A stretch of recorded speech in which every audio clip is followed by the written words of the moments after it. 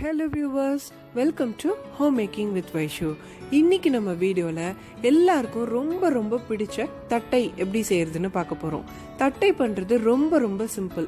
நம்ம பேண்ட்ரியில் இருக்கிற இன்க்ரீடியன்ஸ் வச்சே ஈஸியாக பண்ணிடலாம். அரிசி மாவு தான் மெயின், அது இருந்துட்டா போதுங்க. ரொம்ப ரொம்ப சிம்பிள். வாங்க எப்படி செய்யறதுன்னு பார்க்கலாம். இந்த தட்டை பண்ணுறதுக்கு தேவையான பொருட்கள் பார்த்துடலாம். இதுக்கு 1 கப் அரிசி மாவு, கொஞ்சமாக கருவேப்பிலை, 2 டேபிள் ஸ்பூன் உளுந்து பொட்டுக்கடலை மாவு. இந்த மாவு எப்படி பண்ணுறதுன்னு நான் சொல்கிறேன்.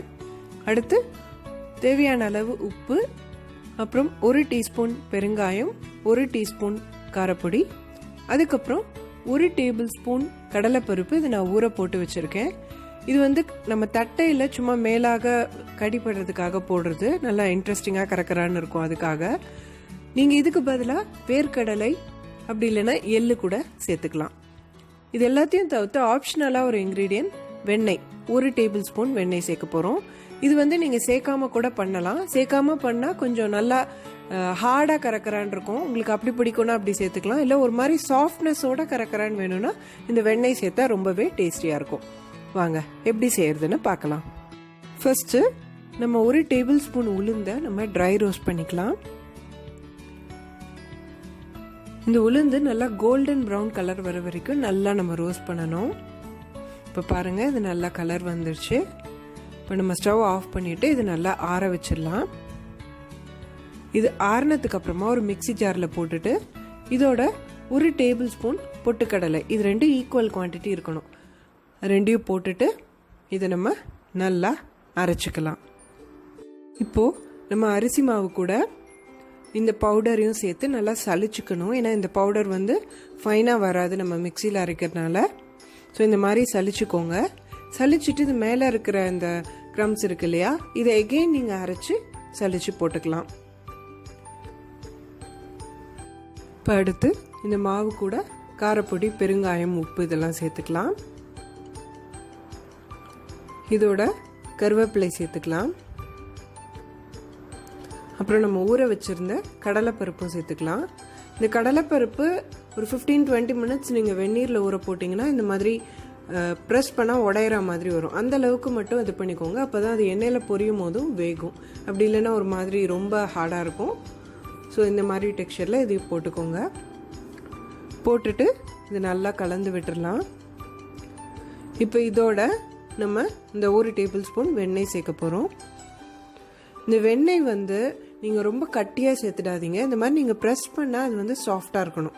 அந்த மாதிரி ரூம் டெம்பரேச்சர் வெண்ணெய் தான் சேர்க்கணும். ஸோ இந்த வெண்ணெயும் சேர்த்துட்டு இதை நல்லா கலந்து விட்டுக்கோங்க. வெண்ணெய் சேர்த்து நல்லா கலந்தாச்சு. இப்போ இந்த மாதிரி டெக்ஸ்சரில் இருக்குது. இப்போ நம்ம இதோட தண்ணி சேர்த்துக்கலாம். தண்ணி ஒரேடியாக சேர்க்காம கொஞ்சம் கொஞ்சமாக தெளித்து நம்ம இதை பிசைய போகிறோம். இப்போ இதை சப்பாத்தி மாவு பதத்துக்கு இந்த மாதிரி நல்லா பிசைஞ்சுக்கலாம். நம்ம மாவு ரெடி ஆயிடுச்சு. இப்போ நம்ம தட்டை எப்படி தட்டுறதுன்னு பார்க்கலாம். டிஃப்ரெண்ட் மெத்தட்ஸ் காட்டுறேன். உங்களுக்கு எது செட் ஆகுதோ நீங்கள் அதை பண்ணிக்கோங்க. ஃபர்ஸ்ட் மெத்தட் எனக்கு இதுதான் ஒர்க் ஆகுது. ஸோ அதை ஃபஸ்ட்டு காமிச்சிடுறேன். ஸோ இந்த மாதிரி ஒரு பிளாஸ்டிக் ஷீட்டில் சின்னதாக பால் உருட்டி வச்சுருக்கேன். இப்போ கையில் கொஞ்சமாக எண்ணெய் தடவிட்டு இந்த பாலை நான் லைட்டாக ஃப்ளாட்டன் பண்ணிக்கிறேன். பண்ணிவிட்டு ஓரத்தில் ஷேப் வரலைன்னா நீங்கள் அதை ரவுண்ட் பண்ணி விட்டுக்கோங்க. அப்புறமா இந்த ஷீட் அப்படியே மேலே ஃபோல்ட் பண்ணிவிட்டு அது மேலே எகெயின் அப்படியே தேய்ச்சி விடுவேன். இப்படி தேய்ச்சி விடும் போது என்ன ஆகும்னா இன்னும் கொஞ்சம் தின் ஆகிக்கும். நம்ம டைரெக்டாக கையில் பண்ணுறதை விட இந்த மாதிரி ஃபோல்ட் பண்ணிவிட்டு இப்படி பண்ணுறப்போ கொஞ்சம் எக்ஸ்ட்ரா தின் ஆகும். ஸோ இந்த மாதிரி தின் பண்ணிவிட்டு நம்ம இப்படி எடுத்து போட்டுடலாம். மெத்தட் பார்த்திங்கன்னா, ஒரு கவரை நீங்கள் டாப் கட் பண்ணிவிட்டு ஒரு சைடு மட்டும் கட் பண்ணிவிட்டு இந்த மாதிரி ஓப்பன் பண்ணுற மாதிரி வச்சுக்கோங்க. வச்சுட்டு இதில் 2 சைடும் ஆயில் தடவிட்டு ஒரு சின்ன பால் ஆட்டம் உருட்டி எடுத்து நம்ம இதை நடுவில் வச்சுட்டு இப்போ அதே மாதிரி ப்ரெஸ் பண்ணி அப்படியே ஸ்ப்ரெட் பண்ணிக்கலாம். இதில் நம்ம ஃபஸ்ட்டு கையில் தட்ட வேண்டாம், டைரெக்டாக இந்த கவர்லேயே தட்டிடலாம். இது ஒரு மெத்தட். அடுத்த மெத்தட், ஒரு தட்டை எடுத்துக்கோங்க. தட்டில் எண்ணெய் தடவிட்டு அதே மாதிரி இந்த சின்ன பால் வச்சுட்டு அதுக்கு மேலே இன்னொரு தட்டை வச்சு அதுலேயும் எண்ணெய் தடவி இருக்கணும். வச்சு நீங்கள் இந்த மாதிரி இப்படி ப்ரெஸ் பண்ணிக்கலாம். ஸோ இந்த மாதிரி ப்ரெஸ் பண்ணி நீங்கள் எடுத்துக்கலாம். ஸோ உங்களுக்கு எந்த மெத்தட் ஒர்க் ஆகுதோ அந்த மெத்தடில் இந்த மாதிரி நீங்கள் ப்ரெஸ் பண்ணி எடுத்துக்கலாம். இப்போ நம்ம எண்ணெய் காய வச்சிடலாம். மீடியம்க்கும் ஹைக்கும் நடுவில் வச்சுக்கோங்க. என்னோட இண்டிகேட்டர்ஸ் வந்து 1 to 8 இருக்கும். ஸோ நான் 6ல் வச்சுக்கிறேன். ஸோ நீங்கள் உங்களுக்கு ஏற்ற மாதிரி நீங்கள் அதை வச்சுக்கோங்க. ரொம்ப ஹையாக இருந்தாலும் போட்ட உடனே அது ஒரு மாதிரி செவக்க ஆரம்பிச்சிடும். லோவில் இருந்தாலும் அது வந்து அந்த கிறிஸ்ப்னஸ் கரெக்டாக இருக்காது. ஸோ அதனால் ஹீட்டை கரெக்டாக வச்சுக்கோங்க. இப்போ இது நல்லா சூடாயிடுச்சு. இப்போ நம்ம தட்டினதை இதில் போட்டுடலாம். இது ஒன்று ஒன்றா நம்ம பொரிச்சு எடுக்க போகிறோம். 2 சைடும் திருப்பி போட்டு நல்லா பொரிச்சு எடுக்கலாம். நீங்கள் போடும் போது ஒரேடே நிறையாவும் போட்டுறாதீங்க, ரொம்ப கம்மியாகவும் போட்டுக்க வேண்டாம். ஸோ அதனால் பார்த்து ஒன்று மேலே இடிக்காத மாதிரி ஓரளவுக்கு ஒரு ரீசனபிளாக போட்டுக்கோங்க.